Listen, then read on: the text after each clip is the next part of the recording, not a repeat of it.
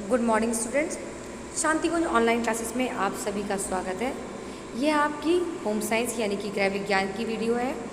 तो जैसा कि आपको पता है कि मैं आपको गृह विज्ञान में लेसन नंबर 20 करवा रही थी, तो उसी में लेसन में बच्चों हम लोग आगे बढ़ते हुए अपने लेसन को हम पूरा करते हैं। आप सभी अपनी बुक निकाल लीजिए। आपने अपनी बुक निकाल ली है। आपकी बुक का है पार्ट नंबर 20, मानवीय आवश्यकताएँ एवं भग्नाशा। पेज नंबर है 164। तो जैसे कि मैं क्लास में आपको इतना रीडिंग करवा चुकी थी, हम लोग ये सब पढ़ चुके थे, इतना हो चुका था। तो जहाँ हम लेसन छोड़ा था उसी के आगे हम लेसन पढ़ना शुरू करते हैं। उसके आगे लेसन आपका देखिए पेज नंबर 166 पे आपका लेसन है। यहाँ तक हम पढ़ा चुके हैं, आपको समझा चुकी थी मैं आपको, मैं इतना आपका हो गया है। तो उसके आगे बढ़ते हुए हम लोग शुरू करते हैं भौतिक आवश्यकताएं से। हमारे जीवन की आवश्यकताएं तो होती हैं, लेकिन उनको हमने अलग वर्गों में विभाजित किया है। उसमें से भौतिक आवश्यकताएं कौन सी होती है ये देखना है आपको। भौतिक आवश्यकताएं प्रमुखतः 3 प्रकार की मानी गई हैं। पहली, शरीर के लिए आवश्यकता यानी कि भोजन, वस्त्र, वायु व निवास। ऐसी आवश्यकताएं जो मनुष्य के शरीर की वृद्धि, विकास व सुरक्षा के लिए संभव है। दूसरा है आरामदायक आवश्यकता। जिन आवश्यकताओं से मनुष्य को आराम व सुख मिलता है, जैसे अच्छा मकान, अच्छे बस, अच्छा निवास, वो हो गया आरामदायक। ये आपकी बेसिक है, इनके बिना आप नहीं रह सकते हैं, इनसे आपको आराम मिलता है। तीसरी है यौन संबंधी आवश्यकता। यह व्यक्ति की प्रमुख शारीरिक आवश्यकता है जिसकी पूर्ति होना अनिवार्य है। इस आवश्यकता की पूर्ति के अभाव में मानव के व्यक्तित्व का विकास नहीं हो पाता। उसके बाद नंबर 2 पे आपका आता है सामाजिक आवश्यकता। पहली आवश्यकता होगी भौतिक आवश्यकता, उसके भाग हो गए 3। उसके बाद है सामाजिक आवश्यकता। मनुष्य सामाजिक प्राणी है। प्रेम, सहयोग, प्रशंसा, श्रद्धा आदि आवश्यकताओं की पूर्ति समाज में ही संभव है। एकाकी जीवन मानव के लिए एक प्रकार का दंड है। ऐसा व्यक्ति जीवन से ही विरक्त हो जाता है। यानी कि आपको अगर समाज में रहना है, अच्छी तरह से जीवित रहना है, तो आपको समाज के साथ, सब लोगों के साथ मिलकर साथ में रहना चाहिए। अकेले जीवन यापन करना बहुत मुश्किल है। उसके बाद है नंबर 3, आत्मनिर्भरता संबंधी आवश्यकता। बालक जैसे जैसे बड़ा होता है अपने कुछ कार्य स्वयं करने का प्रयास करता है, भले ही वह कार्य ठीक प्रकार से ना हो। धीरे धीरे वह आत्मनिर्भर हो जाता है। इससे उसको आत्मसंतोष मिलता है। वयस्कों में भी आत्मनिर्भर होने की भावना होती है। विकलांग व्यक्ति आत्मनिर्भर न होने के कारण हीन भावना से ग्रस्त होते हैं। अतः आत्मनिर्भरता एक प्रमुख आवश्यकता है। यानी कि आप अपना काम स्वयं कर रहे हैं तो आपको अच्छा लगेगा।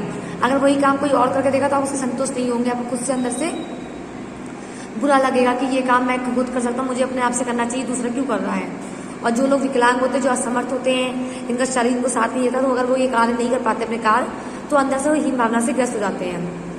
उसके बाद है आवश्यकताओं के लक्षण। कौन कौन से होते हैं? आवश्यकताओं के निम्न प्रकार के लक्षण हैं।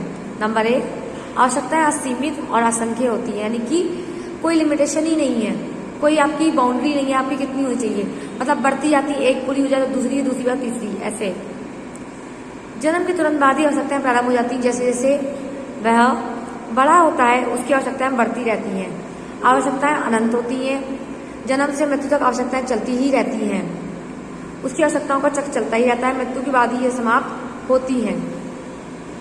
आवश्यकताएं समाप्त होती हैं, यानी कि भोजन, वस्त्र, निवास, ऐसी आवश्यकताएं जो सभी व्यक्तियों के लिए समान है।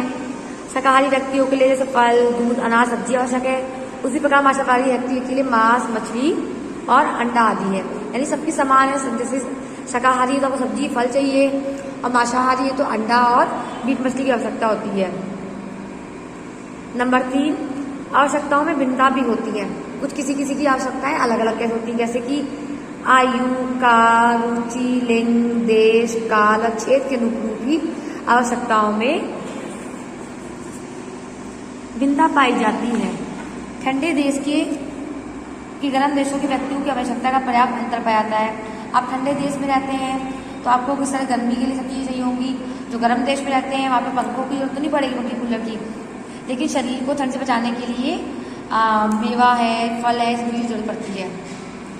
एक आवश्यकता की पूर्ति एक ही समय पर की जा सकती है। जैसे कोई व्यक्ति पढ़ना, खेलना, टीवी चाहता है तो वह एक समय में इनसे एक की आवश्यकता पूर्ति कर सकता है।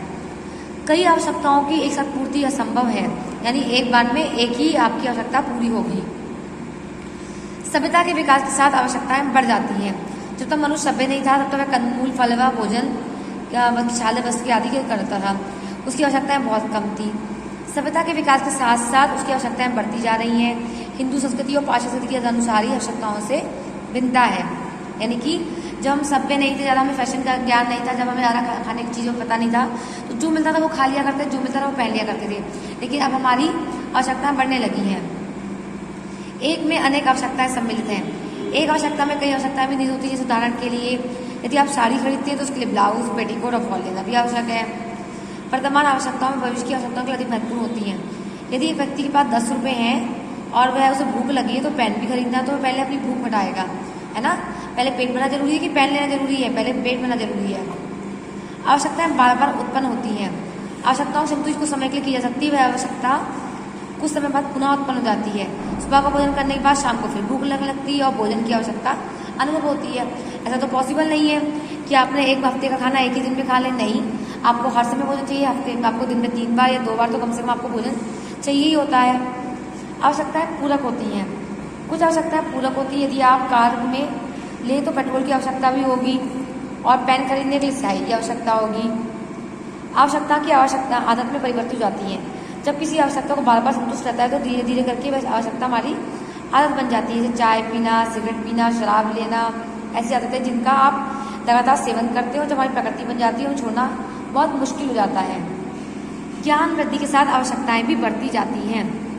ग्रामों की अपेक्षा शहरी व्यक्तियों की नई वस्तु का ज्ञान जल्दी हो जाता है, क्योंकि उनके पास ज्ञान वृद्धि के अनेक साधन हैं, अतः उनकी आवश्यकताएं तेजी से बढ़ जाती हैं। 12 है, आवश्यकताओं की प्रतियोगिता होती है। मनुष्य की आवश्यकता अनंत है, परंतु उसे पूरा करने के लिए उसके पास साधन सीमित है। भोजन की आवश्यकता अच्छी वस्तु से अधिक है अतः अच्छा आवश्यकताओं की तीव्रता के अनुसार ही पूरा किया जा सकता है। आवश्यकताएं वैकल्पिक होती हैं, यानी कि ऑप्शनल होती हैं। कुछ आवश्यकताएं ऐसी होती हैं जिन्हें हम दूसरी वस्तुओं में पूरा कर सकते हैं। भूख लगने पर आप डबल रोटी, चावल कुछ भी खा सकते हैं। चाय के स्थान पर आप कॉफ़ी ले सकते हैं। मतलब आपको भूख लग रही है तो आप कुछ भी कर खा के अपना पेट भर सकते हैं। उसके बाद है 14, आवश्यकता सामाजिक जीवन में भी निर्धारित होती हैं। समाज के अनुकूल ही मनुष्य की आवश्यकताएं होती हैं। समाज के रीति रिवाजों का उसकी आवश्यकताओं पर प्रभाव पड़ता है। विवाह, जन्म तथा मृत्यु के समय दावत करना सामाजिक आवश्यकता है, यानी कि जैसे स्टेटस में आप रहते हैं उसके अकॉर्डिंग ही आपको अपनी आवश्यकताएं पूरी करनी पड़ती हैं। तो बच्चों, मैं आज ही आपको इतना लेसन यहाँ तक करवा रही हूँ। इसके आगे का लेसन जो आगे जो है वो आपको क्लास में करवाऊंगी। जब आप क्लास में कल आएंगे तो हम अपना लेसन पूरा करवा लेंगे। तो इसकी वीडियो में बस इतना ही बच्चों। आप लोग होमवर्क यही है कि आप लेसन को बहुत अच्छी तरह से पढ़ेंगे और समझेंगे। कल मैं आपसे इसके बारे में क्वेश्चन करूँगी।